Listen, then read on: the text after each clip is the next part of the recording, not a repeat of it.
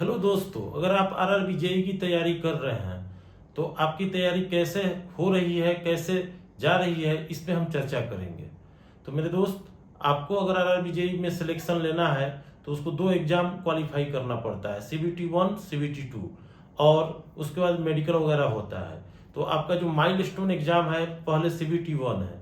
तो CBT 1 में आप कैसे तैयारी करें, इस पे हम लोग थोड़ा सा चर्चा कर रहे हैं। तो आपको CBT 1 की तैयारी करने के लिए जो सिलेबस है, जैसे मैथ है, रीजनिंग है, साइंस है और जीके जीएस है, तो इन सब सेक्टरों को आप कैसे तैयारी करें कि आपका सिलेक्शन हो जाए।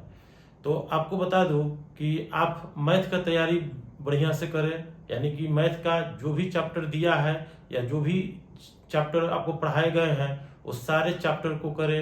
रीजनिंग भी करते रहें।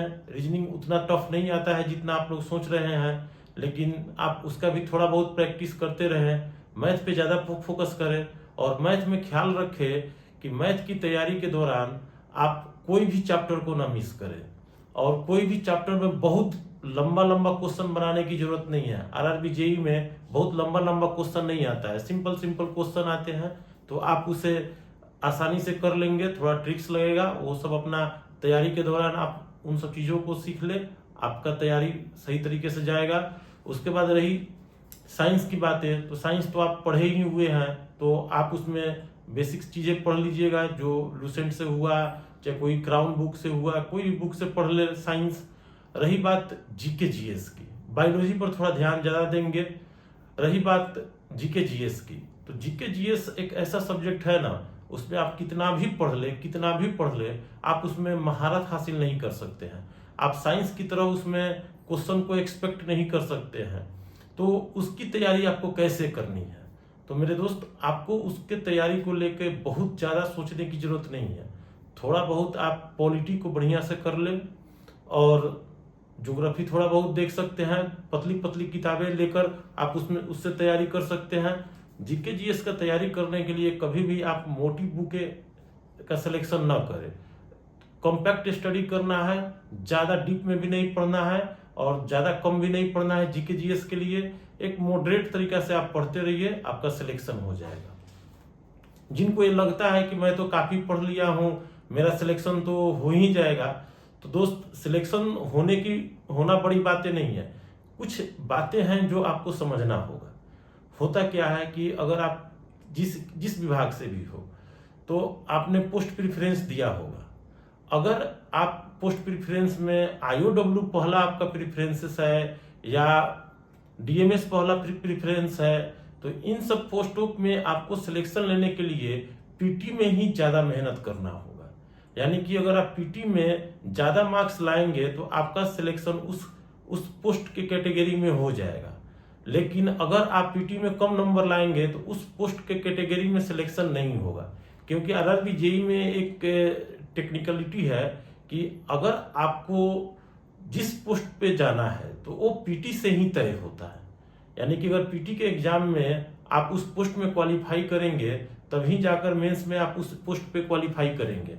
अन्यथा आपको जिस पोस्ट पर आप क्वालिफाई किए हुए रहेंगे उसी में आपका मेंस में भी सिलेक्शन होगा। तो जो लोग पीटी को हल्के में ले रहे हैं वो हल्के में न ले, पढ़ते रहें, और ज़्यादा उसको लेकर पसेसिव भी नहीं होना है। मॉडरेट प्रिपरेशन करना है और थोड़ा ज़्यादा से ज़्यादा क्वेश्चन बनाना है। ये ना कि हम खूब गहराई वाले डीप क्वेश्चन बना रहे हैं, तो उतने लंबे लंबे क्वेश्चन नहीं आते हैं, उतने बड़े बड़े क्वेश्चन ना तो जीके जीएस में आएगा, ना मैथ में आएगा, ना रीजनिंग में आएगा। सब वन लाइनर क्वेश्चन रहेंगे जो काफ़ी कम समय में आपसे हो जाएगा। तो उसके लिए आपको करना ये है कि आप जो भी सब्जेक्ट पढ़ें, जैसे जीके जीएस के छोड़कर मैं बातें कर रहा हूँ, जीके जीएस में पॉलिटी वगैरह थोड़ा सा ज़्यादा देख लीजिएगा। करंट अफेयर थोड़ा बहुत देख सकते हैं, ज्योग्राफी थोड़ा बहुत देख सकते हैं। रही बात हिस्ट्री वगैरह, तो उसके चक्कर में मत पढ़ना, हिस्ट्री के चक्कर में मत पढ़ना। और एक आध दो सब्जेक्ट हैं जिनको आप बायकाट करके ही चलना है। बाकी जीके जीएस, रीजनिंग, मैथ और साइंस पे आपका फोकस होना चाहिए, और कोई भी चैप्टर आपका छूटना नहीं चाहिए। इससे क्या होगा कि जब क्वेश्चन आएगा तो आप बनाओगे, तो उससे आप जिस कैटेगरी में क्वालिफाई करना चाहते हो उस कैटेगरी में आपका सिलेक्शन हो जाएगा।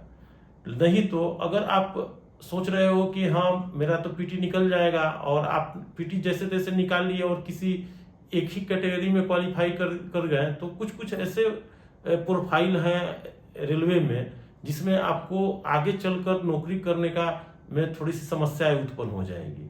जैसे अगर मैं सिविल की बात करता हूं तो थोड़ा सा PWI एक टफ जॉब है, फील्ड रिलेटेड जॉब है।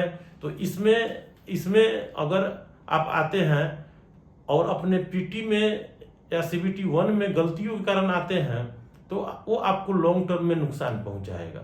तो बढ़िया है कि अगर आप IOW का सिलेक्शन फॉर्म भरते समय किया है तो कोशिश करें कि पीटी के में बढ़िया से बढ़िया स्कोर करके आप IOW में क्वालिफाई कर जाएं। नहीं तो आगे चल के आप पछताओगे कि वो मैंने पीटी की तैयारी में ऐसी क्या गलती कर दी जिसके कारण आज मेरा जॉब थोड़ा सा हैक्टिक हो गया है। तो आप तैयारी करते रहिए, ज़्यादा डीप में नहीं जाना है और ज़्यादा सैलो भी नहीं रहना है। एक मॉडरेट लेवल का क्वेश्चन करते रहें, प्रैक्टिस करते रहें, और बार बार प्रैक्टिस करने से ही आपका सिलेक्शन हो जाएगा। जय हिंद, जय भारत।